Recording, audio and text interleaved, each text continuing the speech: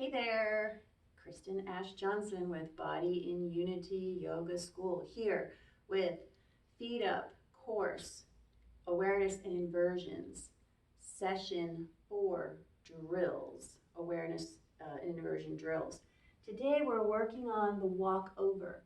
You could do the walkover with a wall. You could do the walkover with a bench or anything that serves as such that's stable.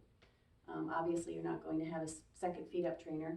Or you could do the walkover with a person like my friend Kelly, who's here to spot me. So if you have a spotter at home and they follow these instructions and watch this with you, you guys can play and have fun. Maybe you can even take turns.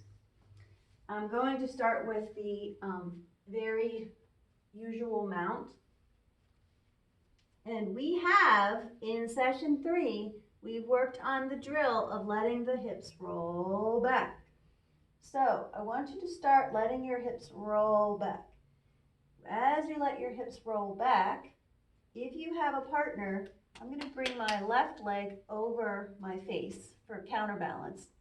And if you have a partner, take your right leg up, or the leg that's closest to your partner, and let your partner support that leg. As you let your hips drop, hips are dropping. Then take the leg, the free leg, and reach it towards the ground. Once that leg finds the ground, you can bring the other leg down.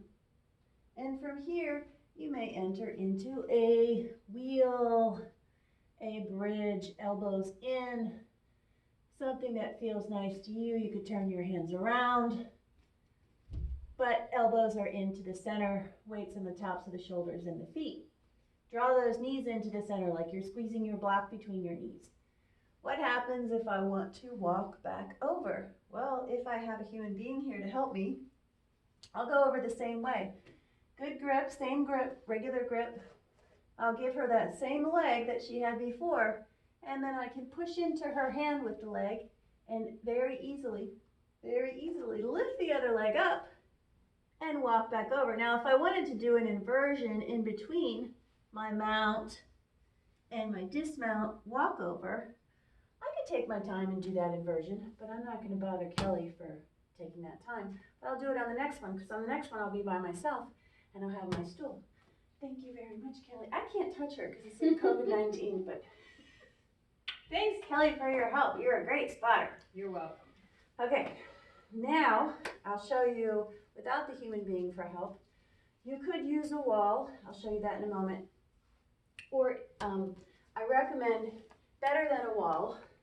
If you practice your hip rolls back without the wall, then you can use a stool. So you've gotten comfortable letting your hips come back. To get the stool position, put the base of your shoulder blades here.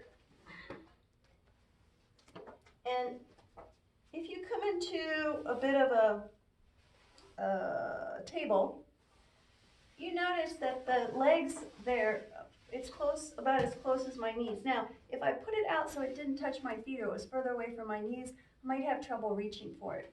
So bring it in so it's a little bit inside your knees. And when you bring your feet down, your other foot down, you might have to reach on the side of it. But we'll do it slowly. Let me go from the other side. Well, I'll just go from this side and then I'll come back. From this side, I would take a foot up, bring the knee into the chest, roll back, use the belly and pull. I'm pulling on the trainer here, pulling, using the belly to draw in, pushing through, and easily floating up. So, check out FeetUp Asana, playing around, whatever I feel like doing here. And let that foot come down, and I'm on the other side. When I go over, it's going to be quite similar as when I had a partner to catch my leg. Except instead of the partner holding the leg up, that's the leg that's going to reach for the bench. Here it goes. Mounting in, lowering the hips. Now, I notice I am tucking my chin just because this works better for my neck. Looking at the ceiling, I can also look at my feet. Now, one leg will stay over my face. The other leg will slowly look around for that bench. Oh, there it is. What happened if I don't find it? I'll just fall like this. I'm not getting hurt. It's not much further, but the bench is going to be a little closer for you to find. The higher your bench, easier it'll be to get back over. Because if I try to get back over with my foot on the floor, that's so much harder than having my foot on the bench. And that's why I like the bench, because I can get over this way without the bench, but it's much more difficult to get back. Now, if you need to do that with a wall, it would be one foot on the wall, right? So come up to the bench, squeeze in, pull, gotten back over. Did you notice none of that happened very quickly? There were a lot of pauses in between, a lot of breath. If I'm going to do this on the wall, I'm going just so you can see how far I'll be away from the wall. Getting into that position again where the shoulder blades, base of the shoulder blades touch the edge of the cushion. This time, the wall will be, if I'm in a tabletop position, base of the shoulder blades on the edge, shoulders on top of the cushion. I want my toes to be kind of sliding up the wall. So, a little closer.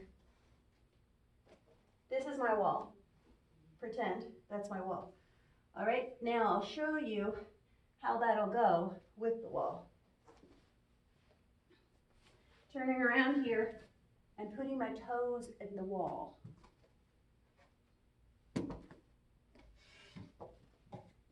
Putting the toes in the wall. Toes are up the wall. Knees are pretty much touching the wall. I'm in tabletop position, and the edge of the trainer, the cushion, is at the base of my shoulder blades. So here's my wheel. Here's my lovely fun back bend. Oh my gosh. If you notice your knees flying out to the side like that, draw them in. If you notice your elbows flying out to the side, draw them in. Try to draw everything into a midline. You'll get the maximum amount out of this process. Now, how am I going to walk back over? I'm going to hold on to the trainer frame by the curves. Take one foot up, and when I push very lightly into that wall with that foot, the other knee can come up. Now I could get right into an inversion from here, or I could just go all the way over. Now, how would I get to the wall? I'll roll back. I'll look up. I'll find the wall with the toe that didn't get boo-boo, right? And then once I find the wall with one toe and my hips are low, I can reach the floor with the other foot. Oh, that was easy. Huh, no problem. Use as little as possible. Try to use your core, use your belly, use the trainer. And you can rely on your prop, but only as much as you absolutely need to. Now, because that is so much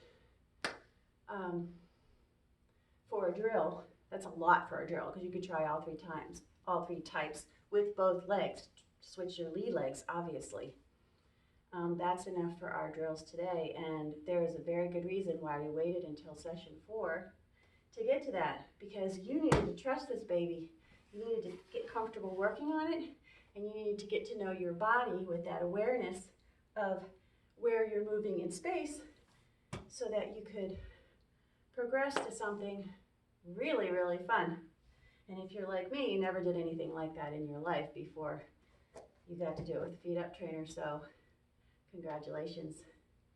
Kristen Johnson signing out for the FeetUp Awareness and Inversions course.